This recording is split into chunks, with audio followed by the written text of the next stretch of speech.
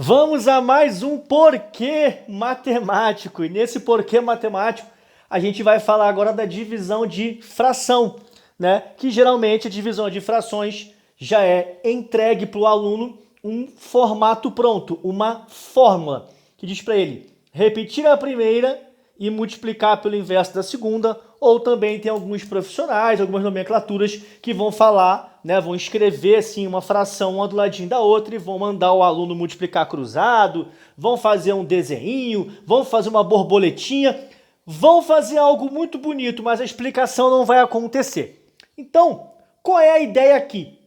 A ideia é a gente dar a oportunidade do aluno ver a matemática acontecer por si só, ver a lógica matemática por trás da regra, né? Até para o aluno perceber e entender que alguém teve que parar, pensar e chegar naquela fórmula.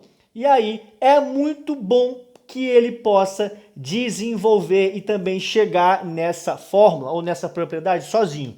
É claro que a gente só vai trabalhar essas deduções quando o aluno tem condição para isso. Por exemplo, ele vai usar um conhecimento que ele já tem, beleza? Então aqui é muito simples, tá? A sugestão aqui seria até dar ao aluno a tentativa de resolver essa divisão sem a fórmula. Tenta resolver essa divisão aqui de frações sem saber a fórmula. Ah, professor, é impossível resolver essa divisão de frações sem saber a fórmula. Nananina não. É exatamente aí que está o nosso exercício aqui. É utilizar uma ideia que vem antes da fórmula. A ideia que, na verdade, é a ideia que origina essa regrinha. E você vai ver que é muito simples. Olha só.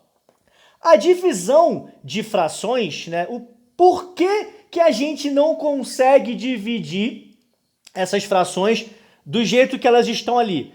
Porque a gente não tem um processo que faça essa divisão. A gente aprende a divisão de um número natural por um número natural, de número decimal por um número decimal. Agora, uma fração por outra a gente não tem, né? Então, qual é a estratégia que a gente utiliza aqui para driblar, vamos dizer assim, essa situação que a gente fica de braços atados?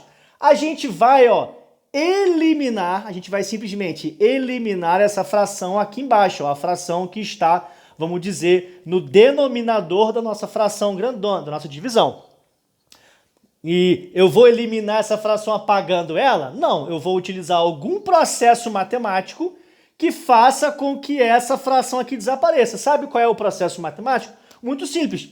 Eu vou pegar essa fração e vou multiplicar ela pelo seu inverso. Então, 1/8 eu vou multiplicar por 8 sobre 1. Mas por quê? Qual é a lógica que está por trás disso?